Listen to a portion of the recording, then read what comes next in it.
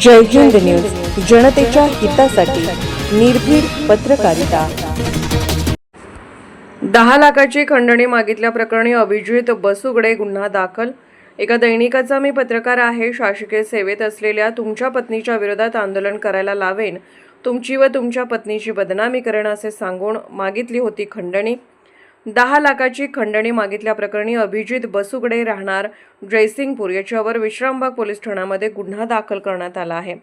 फिर्यादी विक्रम दिनकर पाटील यांच्या तक्रारीवरून अभिजित बसुगडेवर खंडणीचा गुन्हा दाखल करण्यात आला आहे। अभिजित बसुगडे याने मी एका दैनिकाचा पत्रकार आहे असे फिर्यादी यास सांगितले।